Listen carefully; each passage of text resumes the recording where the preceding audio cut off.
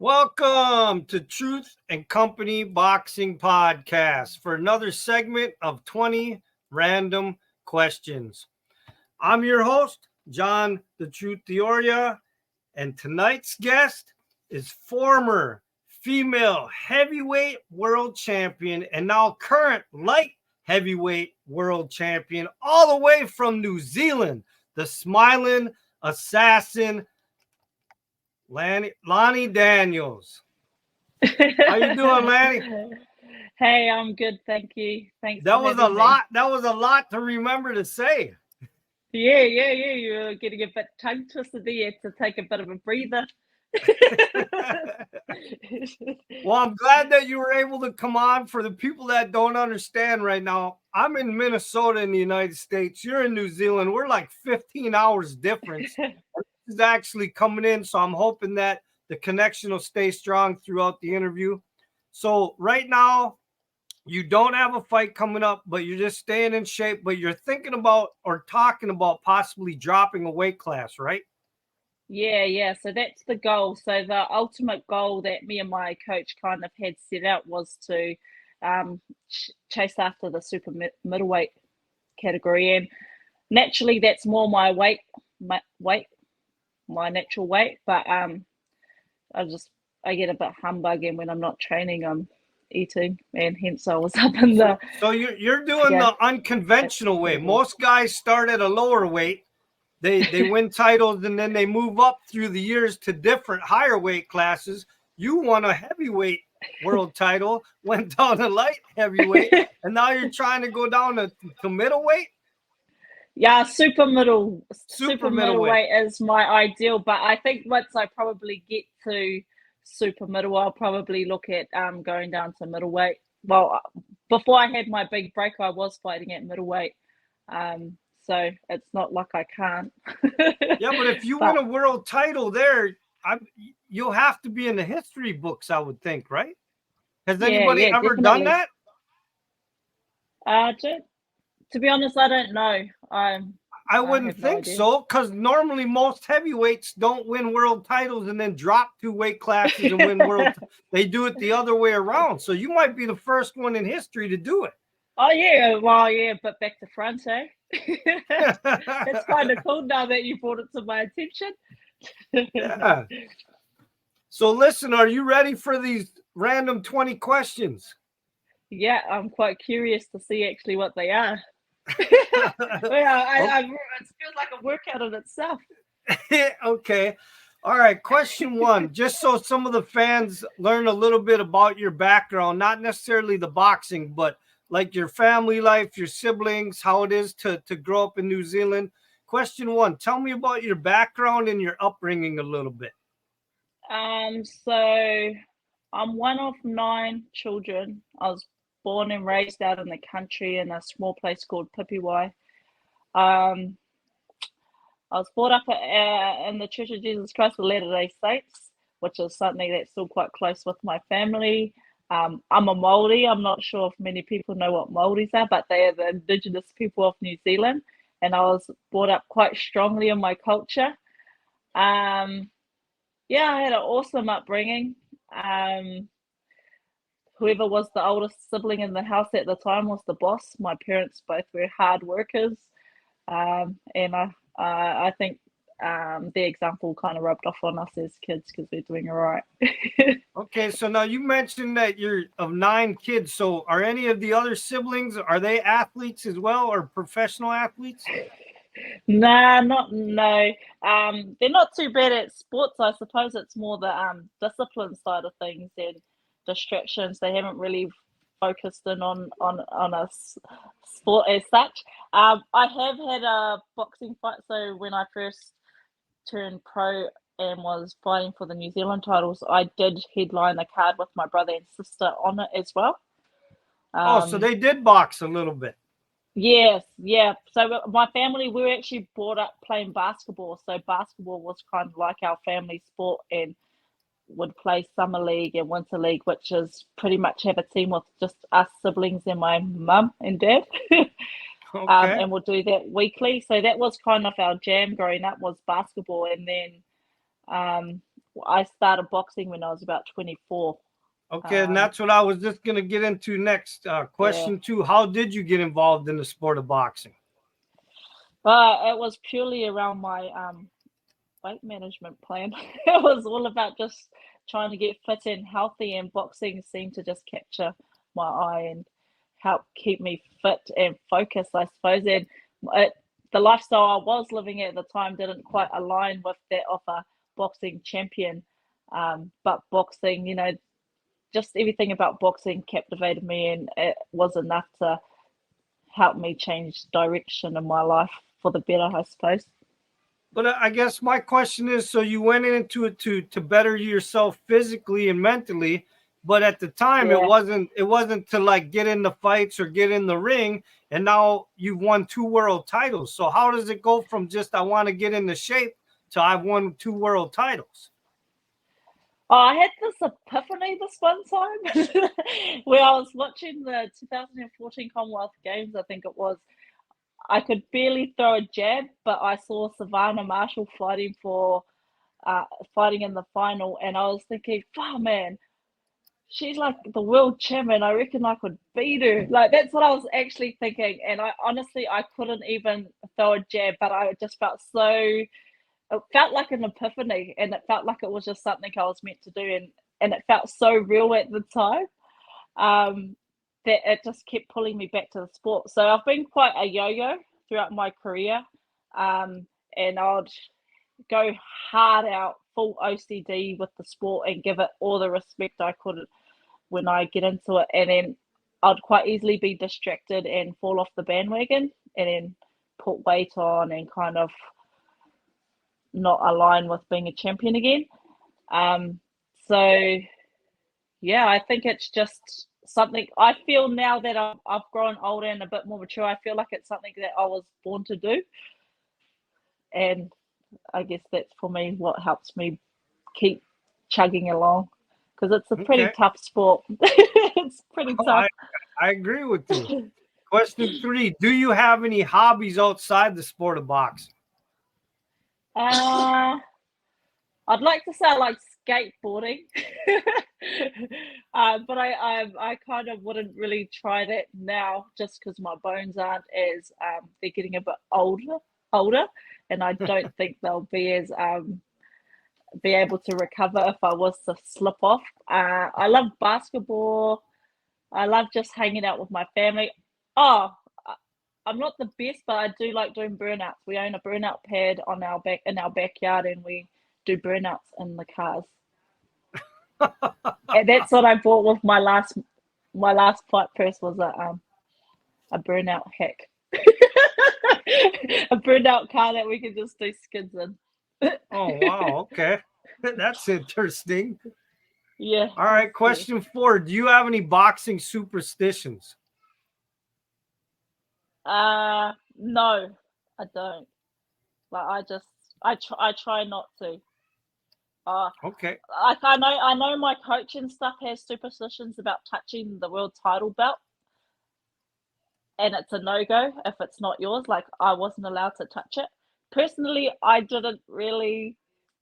Well, clearly it worked on their half, because I didn't touch it, and it was purely because I was out of respect for them. But if it was me personally, I would have like put it on and tried it on.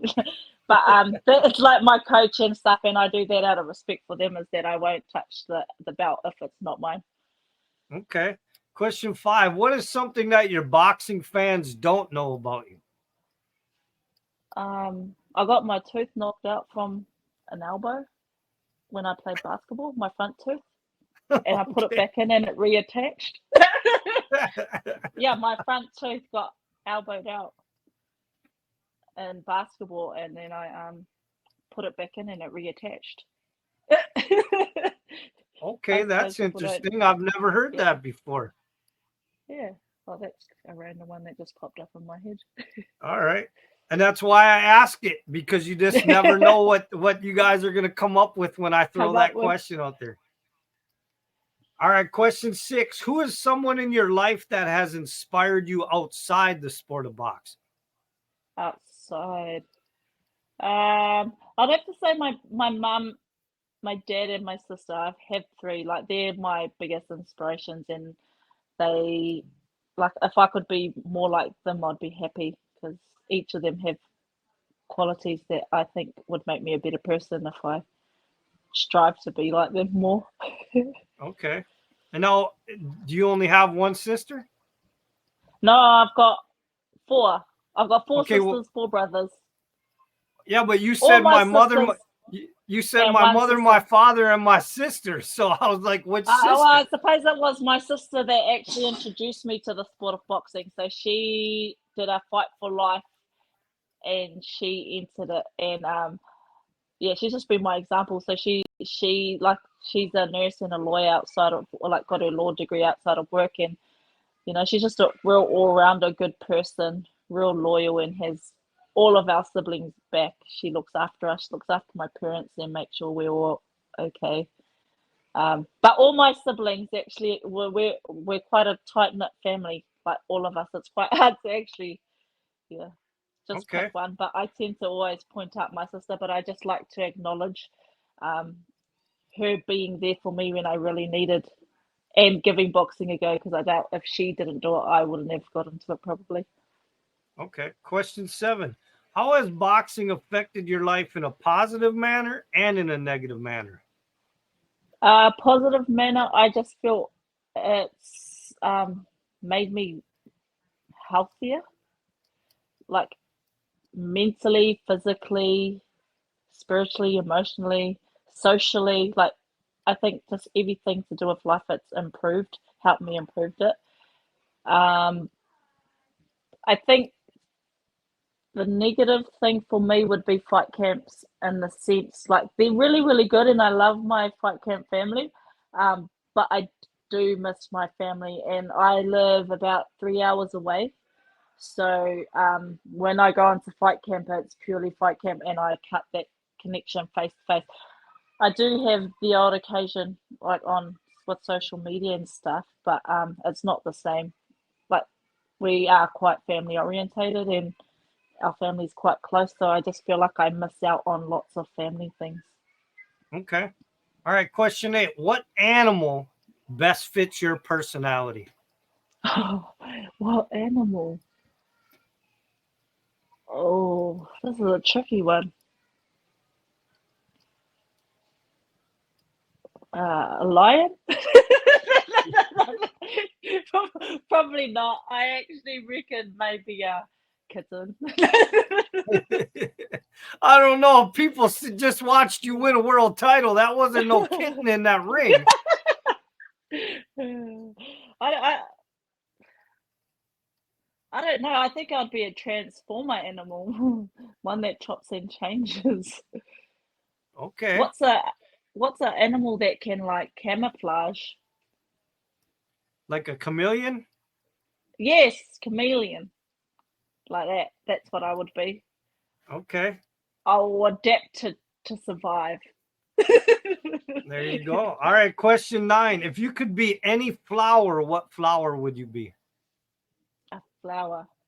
I reckon a daisy. I think they're pretty. All right.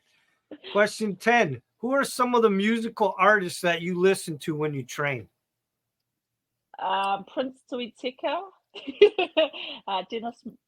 Dennis Marsh, Kenny Rogers, Elvis Presley, um, or old school stuff. It's my coach's playlist. I'm not really one for music. I just am able to listen to everything and anything. Okay. To be fair, I'm more listen to like podcasts and things if it wasn't if I was like running and things. 75 hard, Andy Frisella. Go ahead. You're giving podcast shout outs now? Go ahead. Sure, they'll be happy to hear that. Well, All right. that's part of his intro. He said, "Give back, let the people know, tell a person that's the fee." There you go. Question 11. If you could win a trophy or an award in something other than boxing, what would it be? um,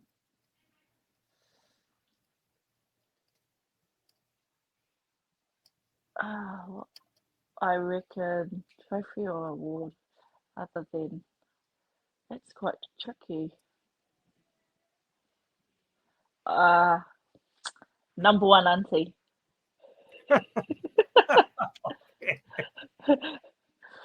All right. I think I might already have that award though. So now I guess do you guys do you now we have mayors of our cities. Do you guys actually have mayors over there of your cities, or what do they Yeah, call them? yeah. The mayors? Our last fight throughout the promotion, we met with our mayor in my local town quite a few times. Okay, so question 12, if the mayor of your city was willing to name something after you in your city, what would you want named after you? Oh,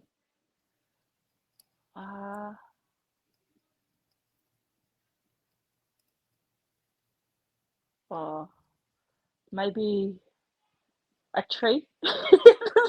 A tree? That's it? I don't want to. Well, I don't want to be something too big because some people are like, I don't want it to be like too big. Or maybe, yeah, a tree or a street. Okay, a street's better than a tree. Wins 2 world titles, and she says, all I want is my name on a tree. Yeah, that would be still cool. Just like a little plaque. Little plaque in the park. Yeah. It'd have to be a big tree, though. Couldn't be a little tree. Yeah, Cody tree. Okay. All right, question 13. Why do you box? A box to just challenge myself and to be better. And yeah, boxing's challenging, man, and it gets you questioning yourself every single time you step into that training. You know, yeah, and it's just about pushing yourself to your limits. Okay. Question 14. Who has been your favorite opponent so far in your career? Favorite opponent? I'd say Desley. I actually like all my opponents though, but I think Desley was a real good opponent in terms of pushing me. Yeah. Now, what's her full name? Desley Robinson. I suppose it's because that was my last fight and it's probably fresh. But I'd probably actually not. I take that back. Can I take that back? Yeah, it's your answer. I actually reckon Giovanna Perez. I fought her for the WBO light heavyweight title back in 2018, I think it was, and I lost. But we've become very good friends, and she's one of my main sparring partners. So I think she probably would be my best fight because the fights that South were still quite good, entertaining fights. But I think she's like I've learned a lot from her, becoming her friend, and I figured out how she beat me now. So now you're calling her out for the rematch right here.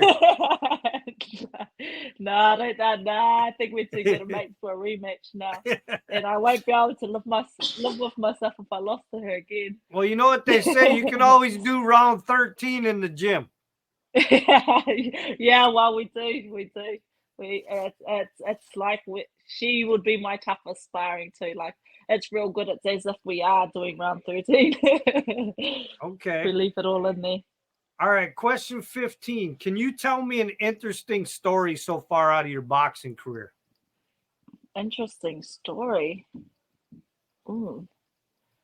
What's interesting? Well, apparently not. Apparently not your career.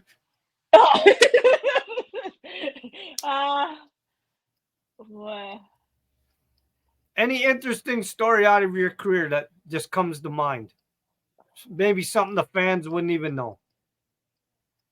To be honest, I don't even know what's interesting. What would be interesting? Well, I would think any of your stories would be interesting to the fans, something that they don't know that happened in your career. I suppose what's interesting is that Well, I was thinking about it. I don't know if it's interesting or whatnot, but um, my first fight back after 2 years as a heavyweight, we agreed to fight at a catch weight, and I had to sauna. My coach didn't know about this. I've only just recently told him, I think, but he doesn't really know about it. Actually, I don't even know if I told him, but if not, he's going to hear it on this podcast. Um, so we had a catch weight, and it was a heavyweight fight, and I dropped 4.5 kgs in the sauna, and I still come up a kg heavy on my fight and had to pay my opponent money for coming over. And that How was do you a heavyweight. how does your coach not know that?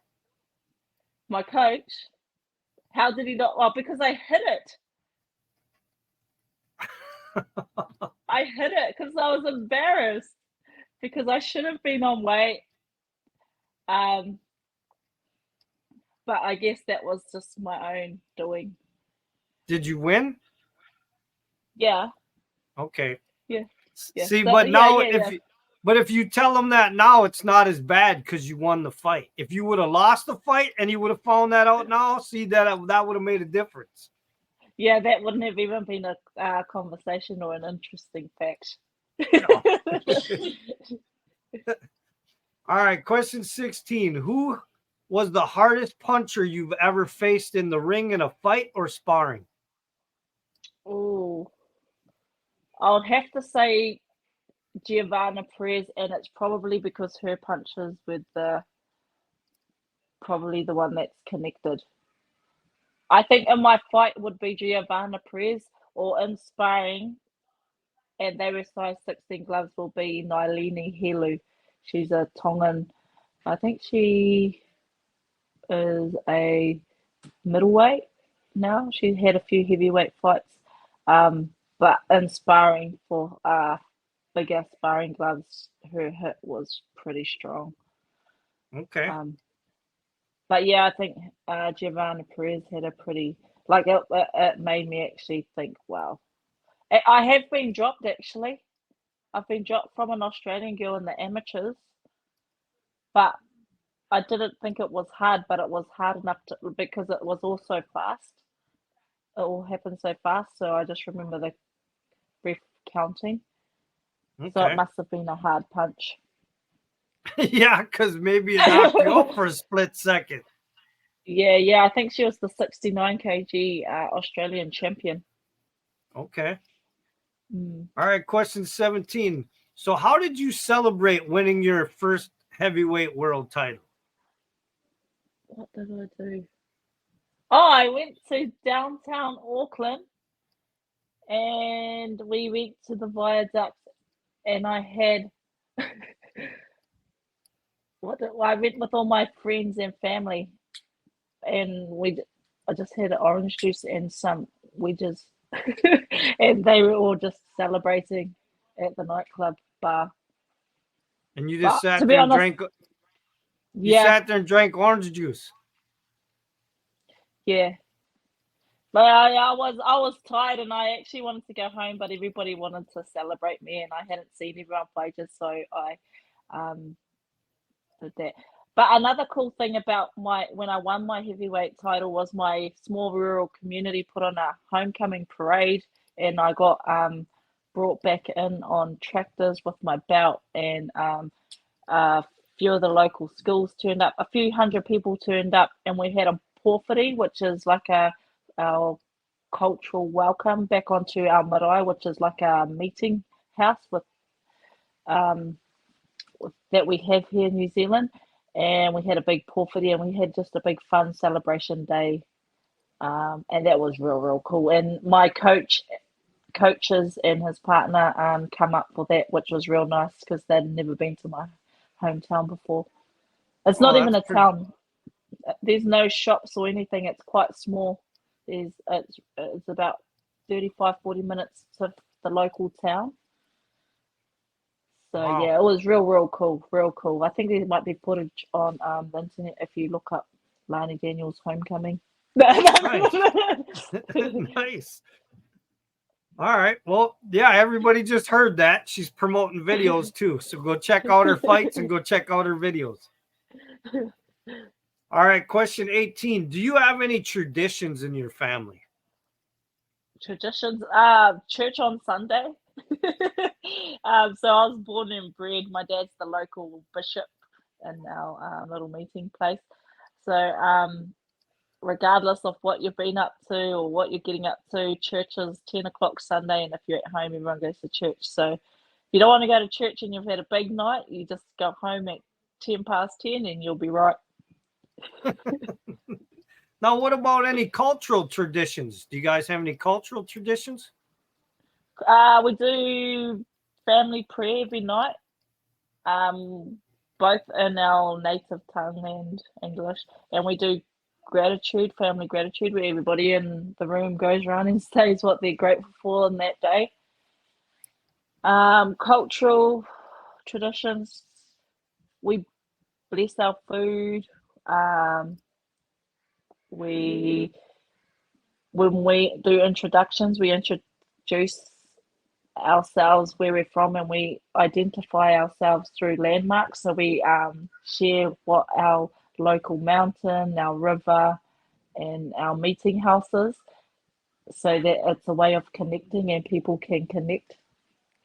And then we'll do like our tribes and sub tribes. I was kind of immersed in my culture, my Māori culture. So for me, I don't realize it's not that common to people outside of my world. So it's quite hard to explain it because it is just what it is. Yeah, So but even that's why I now, asked, because yeah. I wanted people to learn. I wanted people to Yeah. understand that there's things that they don't know. Yeah, That yeah. to you it's common living. To some of us Yeah, over here, we don't even know that those things like might exist the way you do certain things. yeah. Like, so even our funerals are quite traditional. Like, oh yeah, like just with we have a meeting house, and people will lay in state in that house, and people from around the country will come and visit, and then we do traditional welcoming, and we have speeches, and it will go from 3 to 5 days, and then there's little traditional things around that as well, where the men will speak. After people speak, there's singing, um, lots of prayer, lots of singing, lots of food. Food's a huge thing in our culture, and perhaps that may be why I struggle with being with my weight. Food, after everything, food is something that brings us all together. So we're like forever eating, because there's Okay. always something on. All right. Well, question 19. Are you artistic in any way with your hands besides boxing, as far as like building things, painting, drawing, photography, mechanics, anything like that? Nah, I'll give anything a go, but I'm more of a supervisor.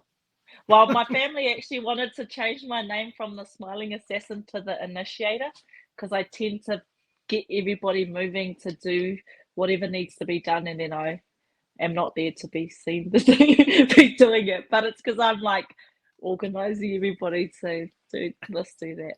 So I'd have a like, we grew up living off our own gardens. We live off our own home kill.